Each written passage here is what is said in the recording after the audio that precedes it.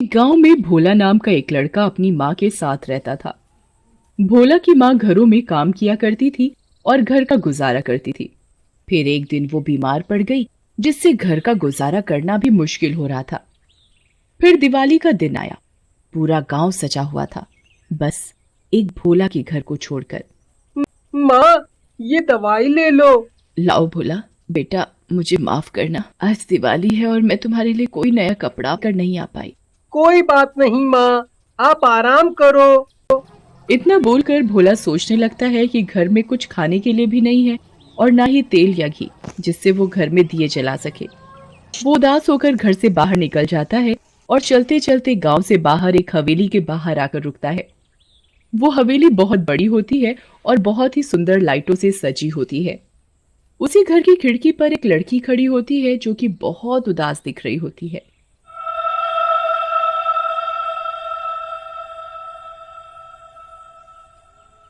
अरे भैया, ये तो बहुत सुंदर हवेली है। तब भी यहाँ इतना सन्नाटा सा क्यों है? और आज तो दिवाली भी है। अरे बेटा, क्या बताएं, इस घर के मालिक हमेशा काम में बिजी रहते हैं और ये उनकी बेटी सोनी अकेले घर में उदास हो जाती है। इसे घर से बाहर जाने को भी मना किया है इसके पापा ने। भोला हवेली के अंदर जाता है तो उसे अजीब सा डर लगता है।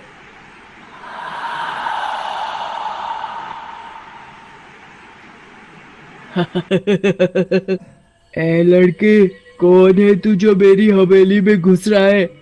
मैं तुझे खा जाऊंगी, एक कदम भी आगे बढ़ाए तो। चुड़ैल आंटी, आप यहाँ कैसे आ गई? नहीं नहीं, मुझे मत खाना।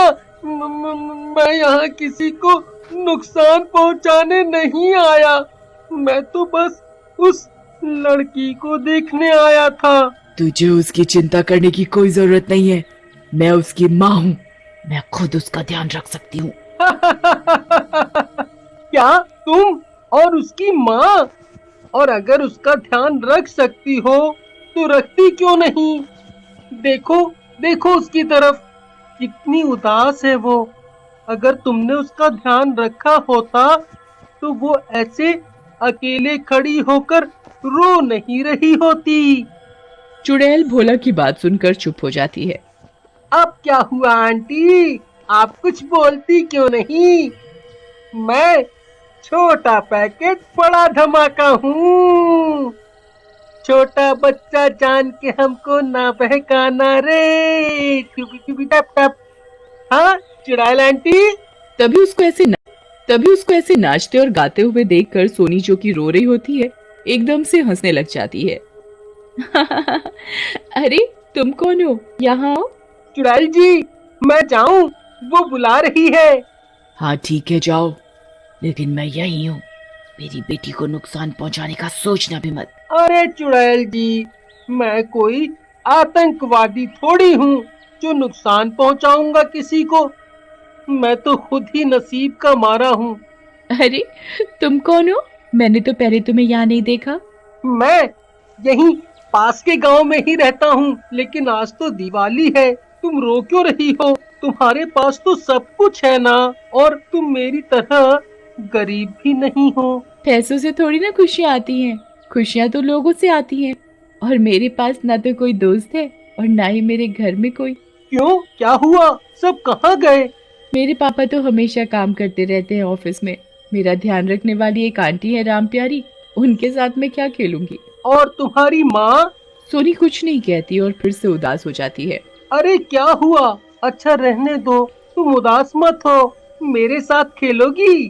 ठीक है, लेकिन मेरे पापा को मत बताना, वो मुझे डांटेंगे। उन्होंने मना किया है इस घर से बाहर जाने को। ठीक है, मैं तुम्हारे घर आकर ही खेलूंगा तुम्हारे साथ।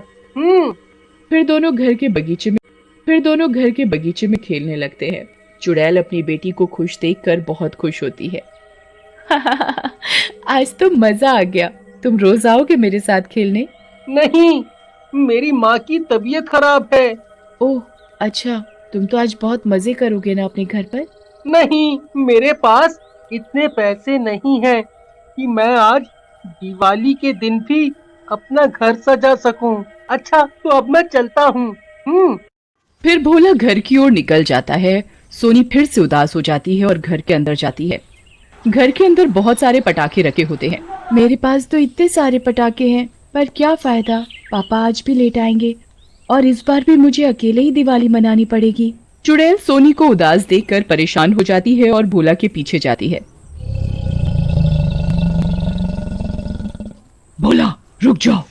आखिर क्या हुआ भोला के साथ, ये जानने के लिए इस वीडियो का नेक्स्ट पार्ट जरूर देखें।